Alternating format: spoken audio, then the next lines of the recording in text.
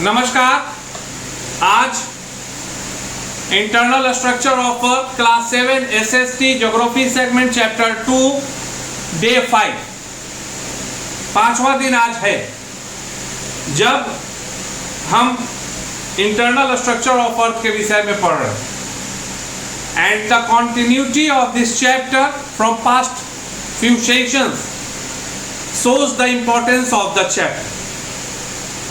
After discussion about the crust, types of crust, mantle, core, today we are going to discuss about materials of earth crust. crust की बात हुई थी ना? हुई थी। crust की बात जब हुई तो कॉन्टिनेंटल क्रस्ट और ओशियानिक क्रस्ट की भी बात हुई। तो अब हम लोग आज इस चीज को समझेंगे कि भाई अर्थ के जो सेगमेंट है क्रस्ट, आखिर उसमें कौन कौन से मटेरियल्स मौजूद हैं।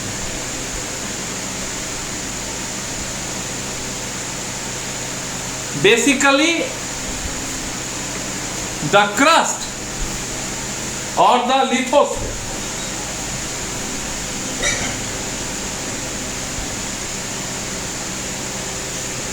or crust consist rocks and minerals। ये चीज बिल्कुल आपको याद रख लेनी है, कहीं कोई ज्यादा दिमाग नहीं लगाना है। No need to worry at all that what we have to understand what things are present over the crust. Simply rocks और मिनरल्स यही क्रस्ट के ऊपर होते हैं। अब भाई बोलोगे कि सर सॉइल कहां गया? अरे soil is none other than a type of rock. पत्थर से ही तो धीरे धीरे करके मिट्टी का निर्माण होता है। तो बेसिक तौर पे हम लोगों को इस चीज को समझ लेना कि बेसिकली जो मटेरियल्स अर्थ के क्रस्ट पे मौजूद होते हैं वो कुछ और नहीं बल्कि rocks and minerals. All of you are the student of class 7 and according to my point of view definitely you are very brilliant, because if you are studying in institution which is guided by और running under the CBSE New Delhi, it means definitely you are having some potential। कुछ तो ताकत है बंदे में, कुछ दम है, कुछ बात है, कुछ तो अलग है। या तो विशिष्ट ज्ञान हो या विशिष्ट ज्ञान पाने की लालसा। ज्ञान होना या ज्ञान पाने की लालसा होना यही तो हम लोगों को महान बनाता है। इट मेक्स अस प्राउड, गौरवान्वित महसूस करते हैं। तो रॉक्स का मतलब क्या है? A solid and tough particle. A solid और tough particle, solid particle available on the surface of the earth is known as rocks. Am I right? बिल्कुल। जो ठोस और कठोर हो, जो धरती के सतह पर विद्यमान है, वही तो पत्थर है, रॉक है। They may be as hard as granite और मार्बल। जब मैंने कहा कि सॉइल भी इसके अंदर है तो definitely if for the toughness we will mention an example of granite and marble, then for the loose or soft condition definitely we have to clear an example of sand, clay, chalk and salt। अब correct हुआ कि नहीं? पृथ्वी पर उपस्थित जो ठोस कण है उसे पत्थर कहते हैं। यह या तो कठोरावस्था में होता है या थोड़ा सॉफ्ट होता है। कठोर अवस्था में जो पाया जाता है उसका उदाहरण ग्रेनाइट और मार्बल इत्यादि है, और जो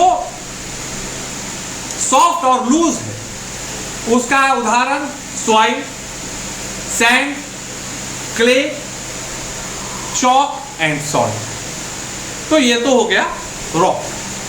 और mineral, very clear sir, a kind of chemical substance found in the nature. यही तो है, खनिज है क्या? एक तरह से केमिकल सब्सटेंस है। One line is that chemical substance found in the nature is known as mineral. They are made up of single elements और अ कंपाउंड। सही है। अब लोहा है, एल्यूमिनियम है, सिलिका है, ये सभी क्या चीज है? मिनरल्स ही तो है। जब ये प्योर फॉर्म में रहते हैं तो ओर के तौर पे जाने जाते हैं, और नहीं तो स्वर्ण रेखा नदी में सोना मौजूद है। लेकिन ऐसा नहीं है कि सिर्फ सोना ही मौजूद है। 100% same substance is present in the river, that will be considered as mineral.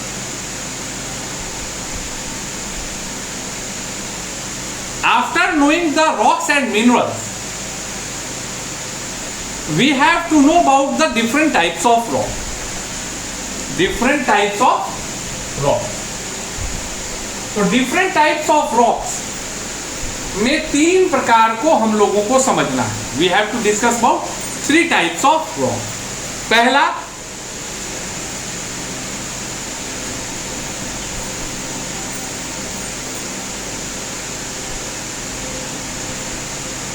Igneous rock, आग्नेय चट्टान।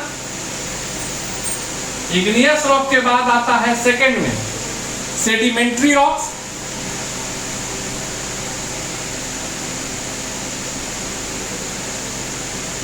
Sedimentary rocks and the third one is none other than metamorphic rock.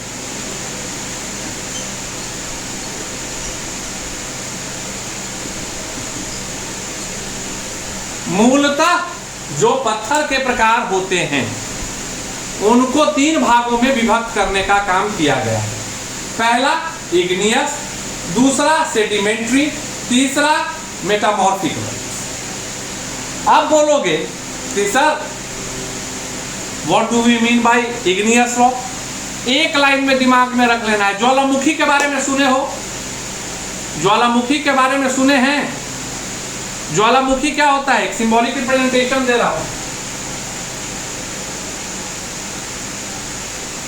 यही क्रेटर है, यह स्ट्रक्चर है। यहां से कभी कभी जब ज्वालामुखी फूटता है तो लावा निकलता है। जब ज्वालामुखी फूटता है तो लावा निकलता है। पहला चीज याद रखना, whatever the things comes out from the inside of the earth, which one is known as lava in Hindi, that thing will be known as magma.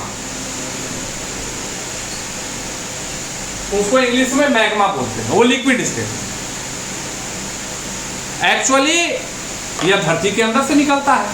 क्योंकि ये यहां तो है नहीं ऊपर, ये तो धरती के अंदर है और निकलने का एक जगह है जिसको कि पहाड़ों पर क्रेटर स्ट्रक्चर बन जाता है और उससे वो निकलता है वॉल्केनिक इरप्शन। तो बिल्कुल सरल बात है कि भाई ये लिक्विड में है।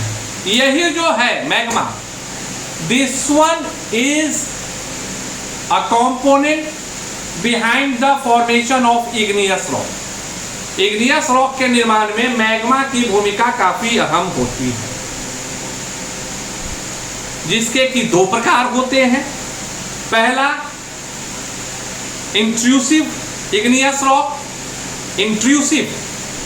इंट्रूसिव इग्नियस रॉक, और दूसरा एक्सट्रूसिव इग्नियस रॉक। इंट्रूसिव का मतलब हुआ मैं विस्फोट हुआ, जो अंदर था वो निकला, और जब पूरा निकल गया, एक प्रेशर निकल गया, अब उसके बाद धरती के अंदर से प्रेशर नहीं है, तो क्या हुआ कि काफी सारे जो मैग्मा थे वो इन बिटवीन रह गए। वो क्या रह गए? इन बिटवीन रह गए, क्रेटर और धरती के बीच में।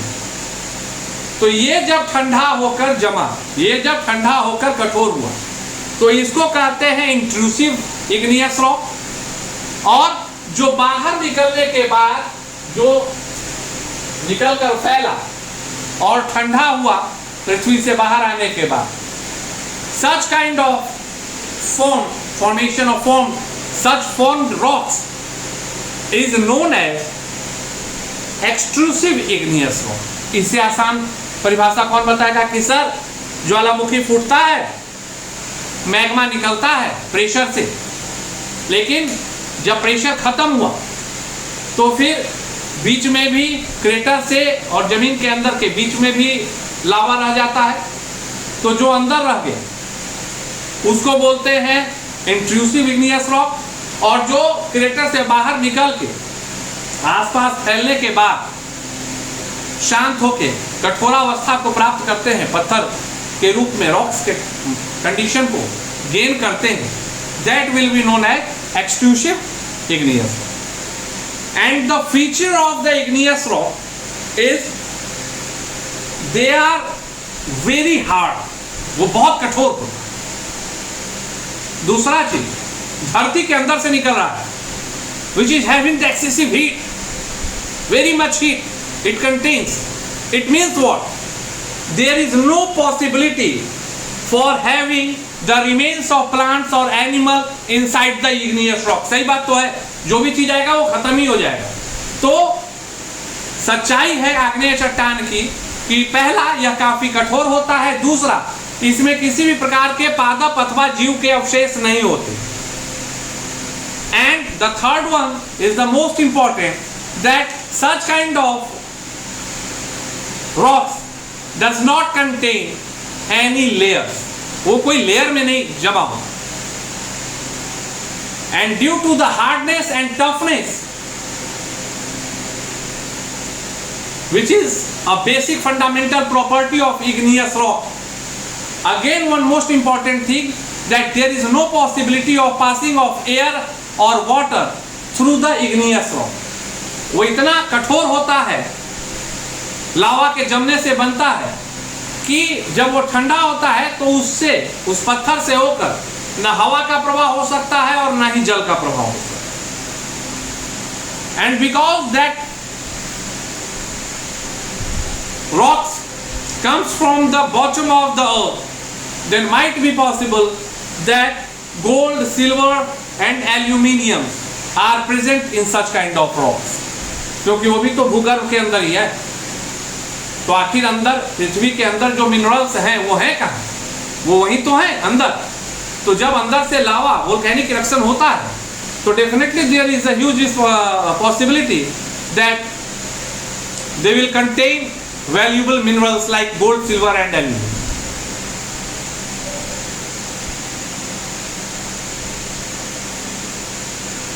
These are the basic features of igneous rock। I am very hopeful that you are getting my words in very good manner, and I hope that all of you are going to start making notes of the chapter, because I am definitely working hard। I am trying to take a class in such type of manner that there is only one